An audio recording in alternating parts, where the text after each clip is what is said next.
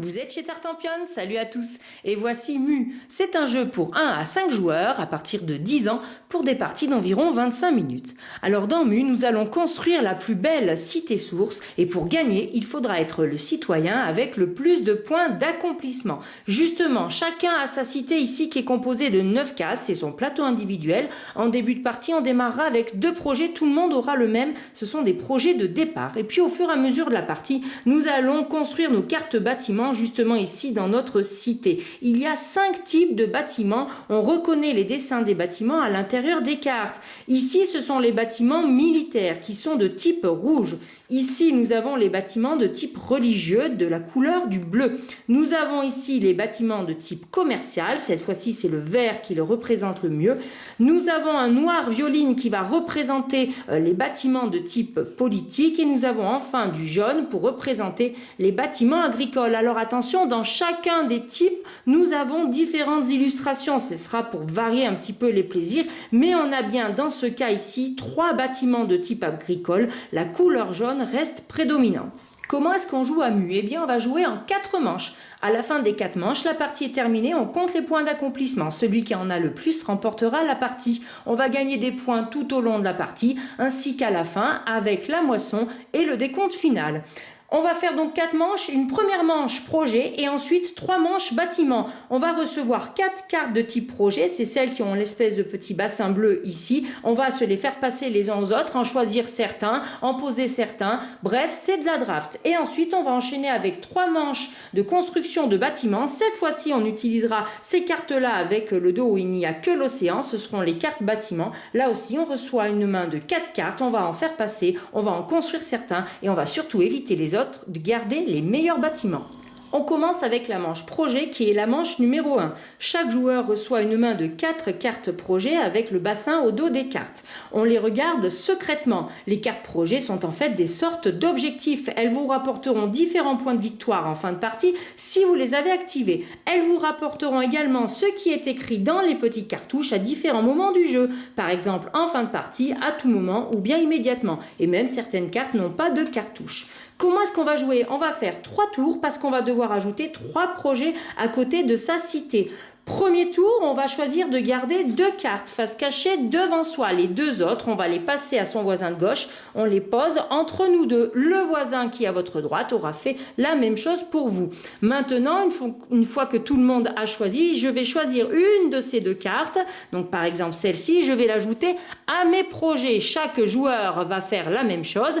Et ensuite, on va récupérer les 2 cartes qui nous étaient prévues. On attaque notre deuxième tour. Là aussi, je choisis 2 cartes que je vais placer devant moi, celles qu'on m'a données, ou je peux parfaitement garder celles que j'avais en rab. C'est moi qui décide, je choisis ces 2-là, je fais passer celle-ci, les autres joueurs font pareil, et j'en choisis une, je la construis. Ensuite, je récupère cette carte, je vais en choisir une que je construis, et voilà, j'ai mes 3 projets supplémentaires. On peut donc passer aux autres manches, les manches de construction de cartes bâtiments. On enchaîne maintenant les 3 prochaines manches de la même manière. En début de chaque manche, chaque joueur va recevoir une main de 4 cartes bâtiments qu'il garde secrètement devant lui. Et puis on va procéder comme pour les projets. On va s'échanger les cartes. On en choisit 2 qu'on garde. Les 2 autres, on les donne aux joueurs d'à côté. Et à chaque fois, on va jouer en 3 tours. On va additionner un bâtiment à notre cité. On va le construire. Et du coup, à la fin de chaque manche, on construira 3 bâtiments. Alors vous n'êtes pas obligé de les construire à côté, vous pouvez parfaitement mettre un bâtiment là et la manche suivante en mettre un plus loin. Attention, vous n'avez quand même pas le droit de construire un bâtiment la tête en bas. Donc j'ai choisi de garder ces 2 cartes. Parmi ces 2 cartes, j'en mets une de côté pour le tour d'après et j'en construis une ici sur ma cité. Alors vous pouvez faire en sorte que vos sources qui sont dessinées ici sur le plateau correspondent parfaitement. C'est quand même mieux parce que vous allez gagner des petites choses, mais vous n'êtes pas obligé. Par exemple, ce bâtiment là, je l'ai mis ici, donc je vais gagner un petit jeton source de la couleur, c'est-à-dire bleu, mais si j'avais voulu, j'aurais pu le mettre ici. En revanche, je n'aurais pas gagné de jeton. jeton source. Je décide de le mettre là, je gagne immédiatement mon jeton source. Attention, si je ne veux pas le perdre, je dois l'ajouter tout de suite à un des projets qui n'est pas encore complété. Je choisis lequel, il ne pourra plus bouger jusqu'à la fin de partie. On va donc du coup ainsi enchaîner les 3 tours pour pouvoir construire à la fin de la première manche 3 bâtiments et on enchaîne comme ceci 3 manches jusqu'à ce que toute notre cité soit complétée.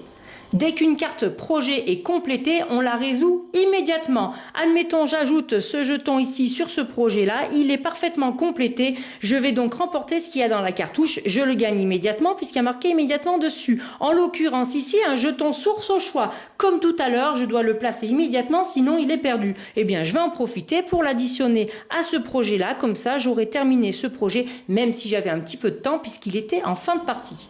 Fin de la première manche, chacun a 3 bâtiments sur sa cité. Eh bien mes petits amis, on va passer à l'affrontement. Pour la première manche, on va résoudre cette carte d'affrontement. Alors dans le jeu, il y en a 6 et chaque carte va représenter une ligne. Donc on en aura 3 verticales et 3 horizontales. Pour la première manche, il n'y aura qu'un affrontement en fin de manche, mais attention, à la deuxième, il y en aura 2 et à la troisième, il y en aura 2 également. Et en plus, petite astuce, le deuxième est caché. Donc on ne sait pas à quoi on va faire, sauf à déduire ce qu'on voit déjà et en plus on a retiré une carte qu'on a remis dans la boîte du jeu. Alors là c'est tout le sel du jeu, vous allez voir, vous allez bien rigoler.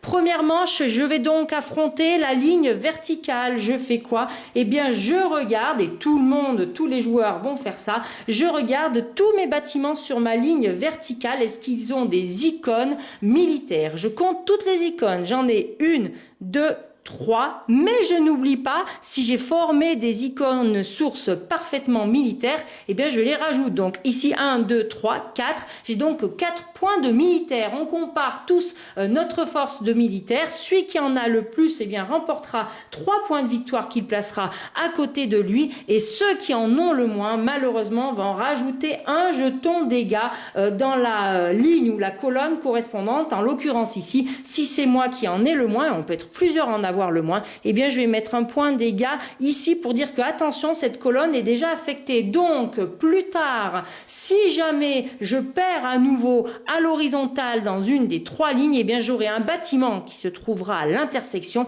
qui va être cassé. S'il est cassé, eh bien je devrai placer 2 jetons dégâts dessus. Alors les icônes du bâtiment seront donc cassées. En revanche, on continuera à comptabiliser les sources en question à la fois pour les affrontements et aussi pour la moisson.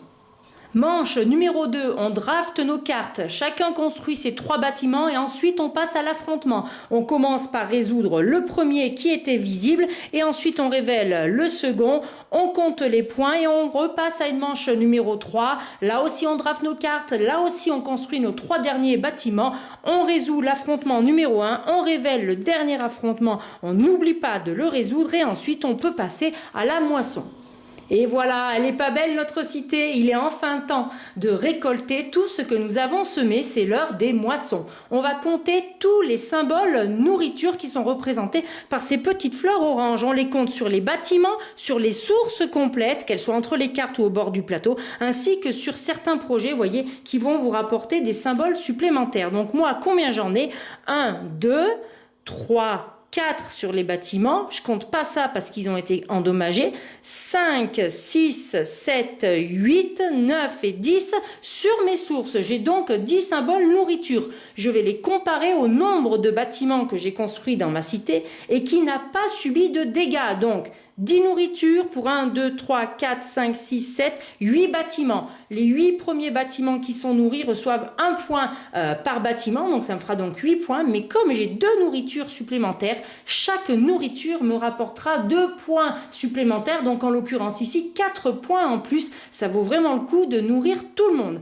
Ensuite, on va compter les icônes, les symboles foi, qui sont cette fois-ci des petites fleurs bleues. Donc là, j'en ai 1, 2, 3, 4, 5, 6. je les compte sur mes bâtiments et mes sources, donc j'en étais à 6, 7, 8, eh bien j'en ai 8 qui sont complétés, donc je vais avoir 8 points. On n'oublie pas bien sûr de compter tous les points qui sont indiqués sur nos projets, attention s'ils sont complétés, et éventuellement les petits plus que l'on a dans les cartouches qui sont marqués en fin de partie. Par exemple ici j'aurai un point supplémentaire par source militaire rouge.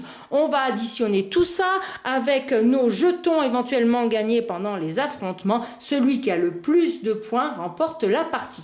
Pour le mode solo, on fait une mise en place à 2 joueurs. On retire 6 cartes bâtiments de chaque type. Vous prenez un plateau individuel et vous créez un joueur neutre avec son plateau individuel à lui aussi.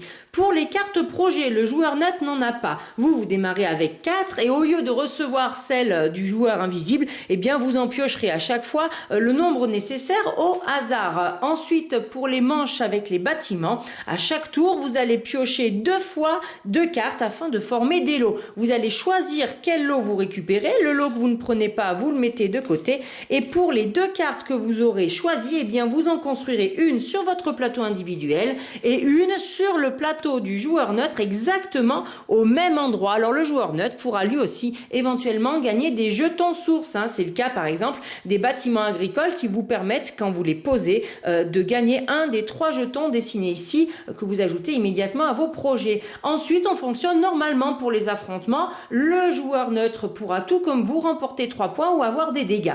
Pour la fin de partie, les points d'accomplissement, eh bien pour le joueur neutre, on ne comptera que la moisson, avec le total de ces icônes nourriture et foi, mais uniquement ceux qui seront en plus des bâtiments non détruits. On comptera éventuellement ces points gagnés lors des affrontements et il n'aura que ça. Pour vous, on compte tout normalement et on va décompter de votre score le score du joueur neutre. Et à ce moment-là, eh bien vous regardez la règle du jeu qui va vous dire si vous avez bien joué ou pas. Donc 35 points, c'est faible, 50, c'est exceptionnel. Franchement, je vous souhaite bon courage. En tout cas, le mode solo vous permet de bien découvrir le jeu Mu avant de vous lancer avec les adversaires. Eh bien, j'espère avoir été clair pour ces explications et surtout vous avoir donné envie de jouer à Mu. Moi, c'est un jeu que je vous recommande, chers amis. Je vous dis, amusez-vous bien.